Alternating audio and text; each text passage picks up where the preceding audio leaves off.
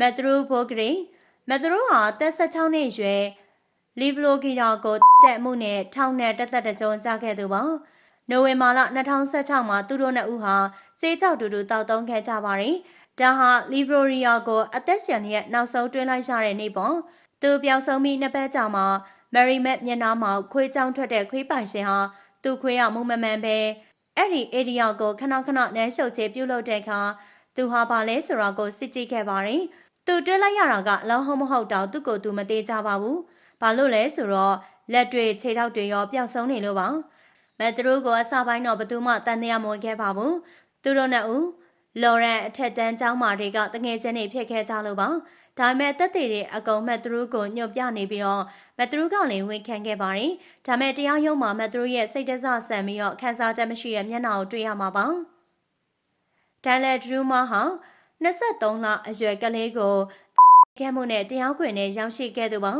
ဖြစ်ပုံကတော့မက်စလာ2013မှာသူရေးစားရဲ့23လရွယ်ကလေးလေးအော်စတီကိုဒိုင်လန်ရေးစားက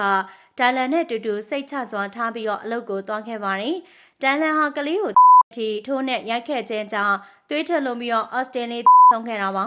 ဂျူရီတရားသူကြီးကမေးမြန်းတဲ့အခါမှာတော့သူဟာကလေးကိုငိုတိတ်အောင်လုပ်ရင်းကနေဖြစ်တာလို့ထွက်ဆိုခဲ့ပါတယ်ကလေးလေးကိုသူ့ရဲ့လက်သေးတွေနဲ့ခဏခဏခဲ့တာ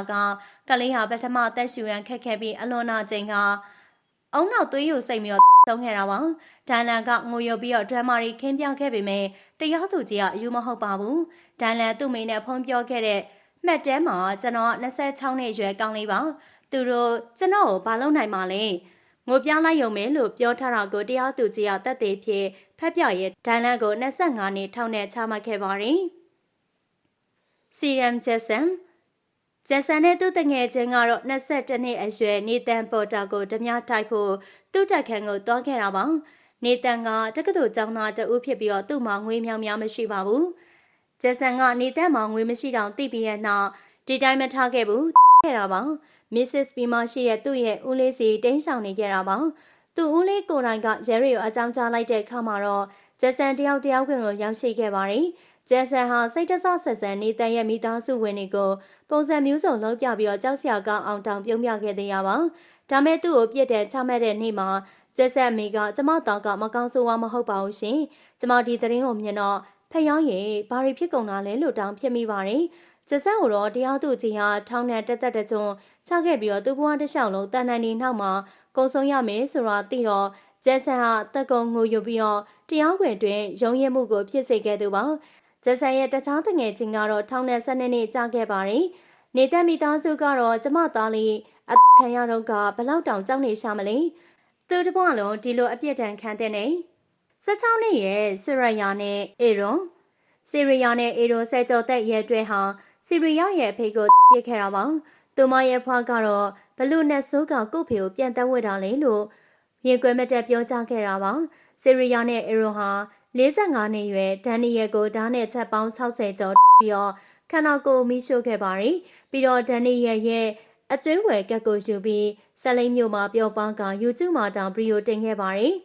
တစုံတယောက်ကိုပြီးတော့3ရက်မြောက်နေလို့ရေမောပျော်ရွှင်စွာပြောဆိုခဲ့တဲ့အေရိုနိုအတွဲကိုထိုမြို့မှာပဲရဲရီယာဖမ်းမိခဲ့တာပါ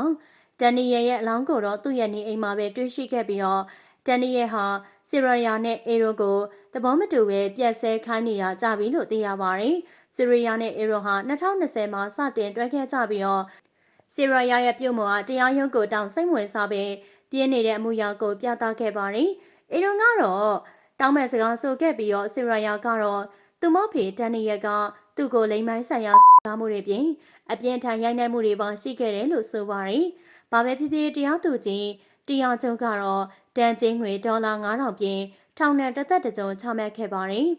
ဒန်နီယယ်အမေစီယာရောက်ဖွားကတော့သူဟာကျမမီးမဟုတ်တော့ဘူးလို့ပြောခဲ့ပါတယ်အခုတင်ပြပေးခဲ့တဲ့ထဲမှာလူတွေကျူးလွန်ခဲ့ကြတဲ့လူတွေကိုတွေ့ရမှာပါအကောင်လုံးဟာတက်ငယ်ရွယ်သူတွေဖြစ်ပြီးတော့တချို့ဟာယူဆတွေးခေါ်မှာတော့တချို့ဟာမူရစ်ဆေးကြောင့်ဆိုတာမျိုးတွေတွေ့ရပါတယ်မူရစ်ဆေးဟာမိမိရဲ့ထိန်းချုပ်နိုင်စွမ်းကိုလျော့နေစေပြီးတော့လူဖို့ဒီပါဖြစ်လာတာကိုဒီဗီဒီယိုထဲမှာမြင်တွေ့ခဲ့ရပြီးပါပြီဒါကြောင့်မိမိကိုထိမ့်သိမ့်ဖို့နဲ့အယူဆတွေးခေါ်ရီမလွဲစေဖို့အားလုံးကိုတိုက်တွန်းလိုက်ပြစေရှင်ဟုတ်ကဲ့နောက်ထပ်လည်းစိတ်ဝင်စားဖွယ်ရအကြောင်းအရာလေးများနဲ့အတူနောက်ထပ်ဗီဒီယိုလေးမှာပြန်လည်တွေ့ဆုံပါအောင်မယ်ရှင်